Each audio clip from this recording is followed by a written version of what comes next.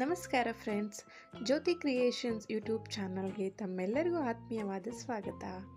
Friends, ಇವತ್ತು ನಾನು ನಿಮಗೆ ತೋರಿಸ್ತಾ ಇರುವಂತಹ ಐತಿಹಾಸಿಕ ಸ್ಥಳ ಬಂದು ದಕ್ಷಿಣದ ಕೇದಾರನಾಥ ಅಂತ ಪ್ರಸಿದ್ಧಿಯನ್ನು ಪಡೆದಿರುವ ಶಿವಮೊಗ್ಗ ಜಿಲ್ಲೆಯಲ್ಲಿರುವಂತಹ ಬಳ್ಳಿಗಾವಿ ಐತಿಹಾಸಿಕ ದೇವಾಲಯ. ಬನ್ನಿ ಫ್ರೆಂಡ್ಸ್, ನೋಡ್ಕೊಂಡು ಬರೋಣ.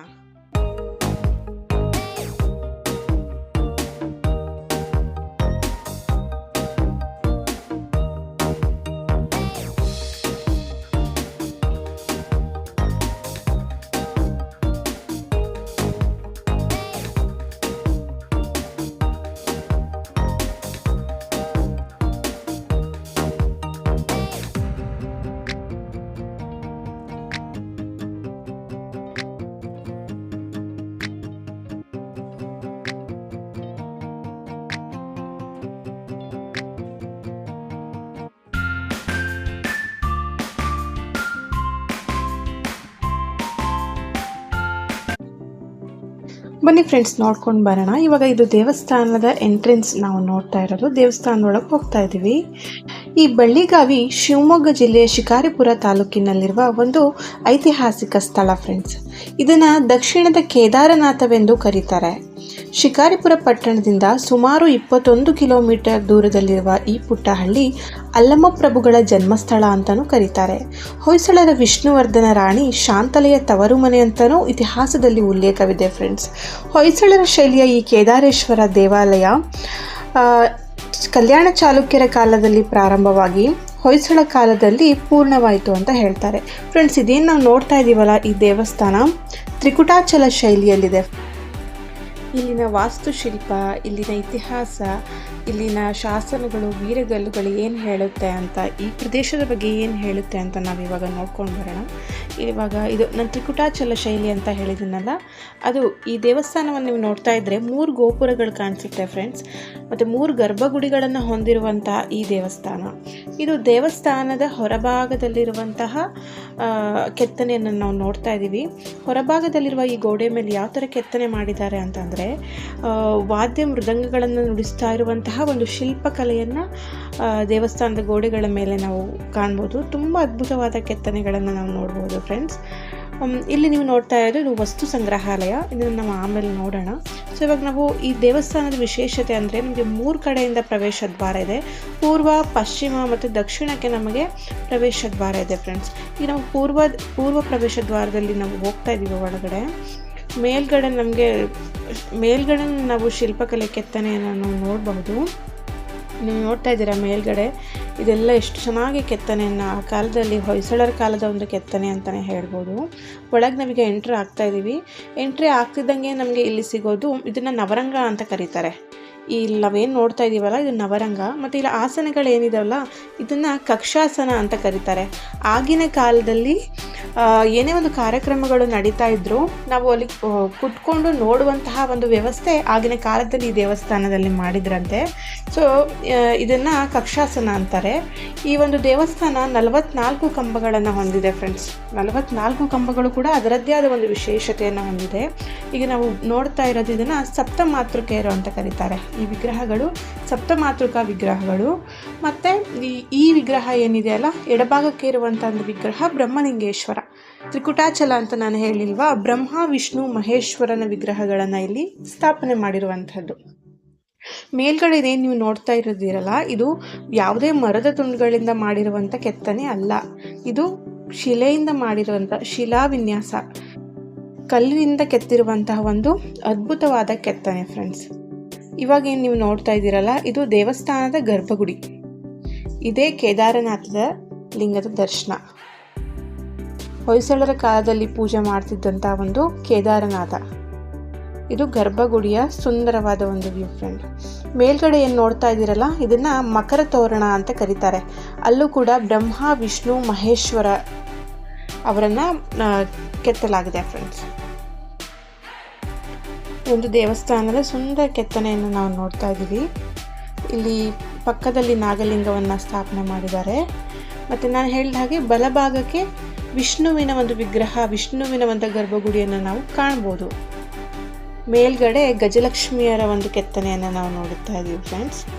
ಪ್ರತಿಯೊಂದು ಗೋಡೆಗಳ ಮೇಲೂ ತುಂಬ ಅದ್ಭುತವಾದ ಕೆತ್ತನೆಗಳನ್ನು ನಾವು ಕಾಣ್ತಾ ಇದ್ದೀವಿ. ಇದೊಂದು ಕಲ್ಯಾಣ ಚಾಲುಕ್ಯರ ಕಾಲದ ಒಂದು ನಾಗಶಿಲ್ಪ ಅಂತಲೇ ಹೇಳ್ಬೋದು ಫ್ರೆಂಡ್ಸ್. ಇದೇನು ನೋಡ್ತಾ ಇದ್ದೀವಲ್ಲ, ನಂದಿ ವಿಗ್ರಹ.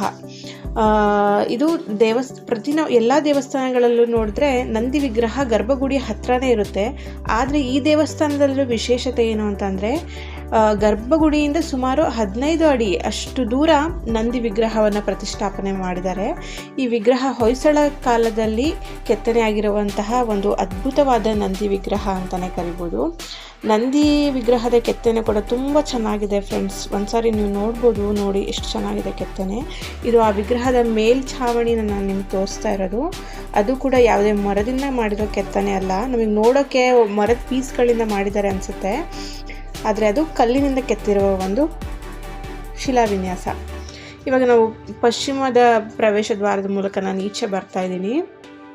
ಅಲ್ಲಿ ನೋಡ್ತಾ ಇರ್ಬೋದು, ದೇವಸ್ಥಾನದ ಹೊರಭಾಗದ ಒಂದು ವ್ಯೂವನ್ನು ನೀವು ನೋಡ್ತಾ ಇದ್ದೀರಾ. ನಿಮ್ಗೆ ಇಲ್ಲಿ ಕಾಣಿಸ್ತಾ ಇದೆಯಲ್ಲ, ಪಕ್ಕದಲ್ಲಿರುವಂಥ ದೇವಸ್ಥಾನ, ಇದನ್ನು ಅಲ್ಲಮ್ಮನ ಗುಡಿ ಅಂತಲೂ ಕರೀತಾರೆ. ನೋಡ್ತಾ ಇದ್ದೀರಾ, ಅದು ಈಚೆ ಕಡೆ ಗೋಡೆಗಳ ಒಂದು ಶಿಲಾವಿನ್ಯಾಸ ಎಷ್ಟು ಚೆನ್ನಾಗಿದೆ ಅಂತ. ತುಂಬ ಸುಂದರವಾದ ವಿನ್ಯಾಸವನ್ನು ಹೊಂದಿದೆ ಫ್ರೆಂಡ್ಸ್ ಈ ದೇವಸ್ಥಾನ. ನಾವು ಈ ದೇವಸ್ಥಾನಗಳನ್ನು ನೋಡೋಕ್ಕೆ ಬೇಲೂರು, ಹಳೆಬೀಡಿಗೆ ಹೋಗಬೇಕು ಅಂತ ಏನೂ ಇಲ್ಲ ಫ್ರೆಂಡ್ಸ್. ಶಿವಮೊಗ್ಗ ಜಿಲ್ಲೆಯಲ್ಲಿರುವಂಥ ಶಿಕಾರಿಪುರ ತಾಲೂಕಿಗೆ ಬಂದರೆ ಸಾಕು, ನಮಗೆ ದಕ್ಷಿಣದ ಕೇದಾರನಾಥನ ಒಂದು ದರ್ಶನವನ್ನು ಪಡ್ಕೋಬೋದು ಫ್ರೆಂಡ್ಸ್. ತುಂಬ ಅದ್ಭುತವಾಗಿ ಮೂಡಿ ಬಂದಂಥ ಕಲೆ.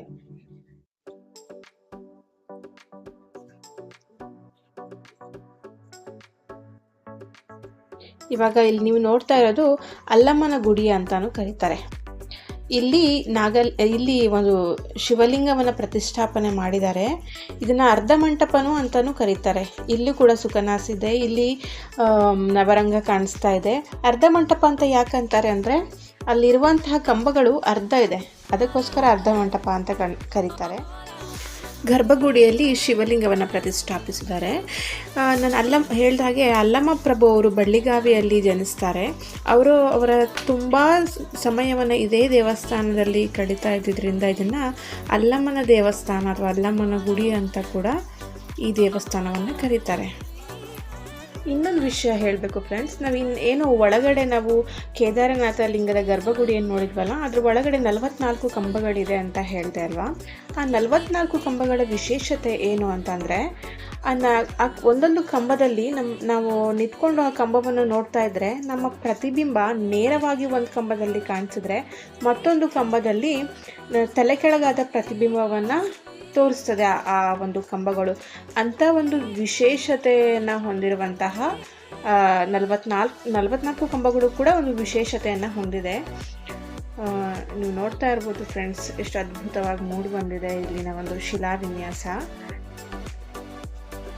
ಕಲ್ಯಾಣ ಚಾಲುಕ್ಯರು ಮತ್ತು ಹೊಯ್ಸಳರ ಕಾಲದ ಒಂದು ಪ್ರಸಿದ್ಧವಾದ ದೇವಸ್ಥಾನ ಈ ಬಳ್ಳಿಗಾವಿ ದೇವಸ್ಥಾನ ಫ್ರೆಂಡ್ಸ್.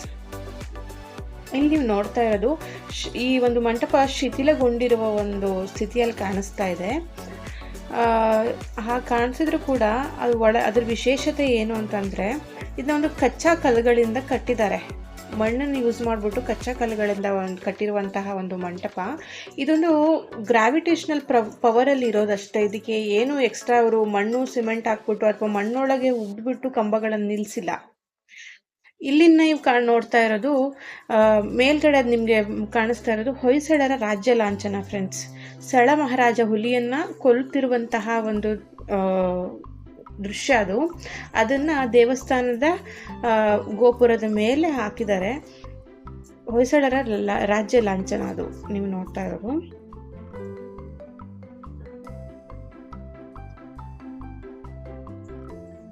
ಫೋಟೋ ಶೂಟ್ ಮಾಡಬೇಕು, ಪ್ರೀ ವೆಡ್ಡಿಂಗ್ ಶೂಟ್ ಮಾಡಬೇಕು ಅಂತ ಯಾರಾದರೂ ಯೋಚನೆ ಮಾಡ್ತಾ ಇದ್ದರೆ, ಬಳ್ಳಿಗಾವಿ ಅಂತ ಒಂದು ಪ್ಲೇಸ್ ಮತ್ತೆಲ್ಲೂ ಸಿಗಲಿಕ್ಕಿಲ್ಲ ಫ್ರೆಂಡ್ಸ್. ಒಂದು ಸಾರಿ ಎಲ್ಲರೂ ಬಂದು ಈ ಪ್ಲೇಸ್ನ ವಿಸಿಟ್ ಮಾಡಿ. ಸೊ ಇವಾಗ ನೀವು ನೋಡ್ತಾ ಇರೋದು ಒಂದು ವಸ್ತು ಸಂಗ್ರಹಾಲಯ.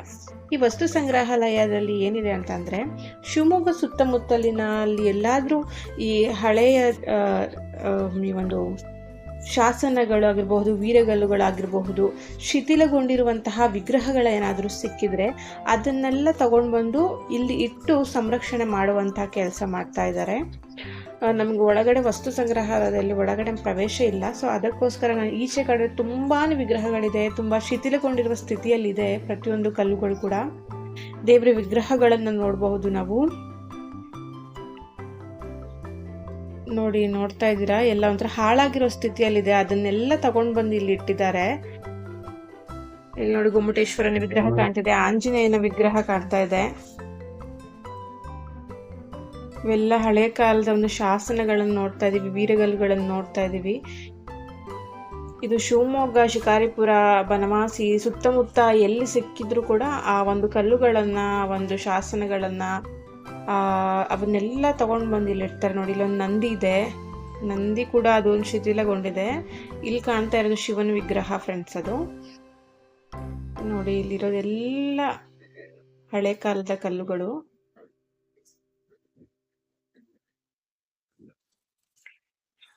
ಇಲ್ಲಿ ನಾವು ನೋಡ್ತಾ ಇದೀವಿ ಶಿಲಾ ಶಾಸನಗಳು ಮತ್ತೆ ವೀರಗಲ್ಲುಗಳನ್ನ ನಾವು ನೋಡ್ತಾ ಇದೀವಿ. ಈ ಬಳ್ಳಿಗಾವಿಯಲ್ಲಿ ಅನೇಕ ವೀರಗಲ್ಲುಗಳನ್ನ ನೋಡ್ತೀವಿ ಫ್ರೆಂಡ್ಸ್. ಅದು ಈ ವೀರಗಲ್ಲುಗಳು ಏನು ಮಾಡುತ್ತೆ ಅಂದರೆ ಆ ಕಾಲದಲ್ಲಿ ಯುದ್ಧ ಮತ್ತೆ ವೀರರ ಕಥೆಗಳನ್ನು ನಮಗೆ ಹೇಳುತ್ತೆ. ನೀವು ನೋಡ್ಬೋದು, ಇಲ್ಲಿ ಕಾಣಿಸ್ತಾ ಇದೆಯಲ್ಲ ಶಾಸನಗಳು. ದೇವಾಲಯಗಳಲ್ಲಿ ಮತ್ತು ವೀರಗಲ್ಲುಗಳ ಮೇಲೆ ಏನು ಬರೆದಿರ್ತಾರೆ ಅಂದರೆ ಕನ್ನಡದ ಶಾಸನಗಳನ್ನು ನಾವು ನೋಡಬಹುದು. ಮತ್ತು ಆ ಕಾಲದ ಭಾಷೆ ಮತ್ತು ಇತಿಹಾಸವನ್ನು ತಿಳಿಯಲು ನಮಗೆ ಈ ಶಾಸನಗಳು ಹೆಲ್ಪ್ ಮಾಡ್ತಾ ಇತ್ತು ಫ್ರೆಂಡ್ಸ್. ನೋಡಿದ್ರಲ್ಲ ಹೇಗಿತ್ತು ನಮ್ಮ ಬೆಳ್ಳಿಗಾವಿ ದೇವಸ್ಥಾನದ ಪರಿಚಯ ಮತ್ತು ಕೇದಾರಲಿಂಗದ ದರ್ಶನ. ನಿಮಗಿಷ್ಟ ಆದರೆ ಪ್ಲೀಸ್ ವಿಡಿಯೋಗೊಂದು ಲೈಕ್ ಮಾಡಿ. ನಿಮ್ಮ ಅನಿಸಿಕೆ ಅಭಿಪ್ರಾಯಗಳನ್ನು ನನಗೆ ಕಮೆಂಟ್ ಮೂಲಕ ನೀವು ತಿಳಿಸ್ಬೋದು friends. Thank you so much for watching.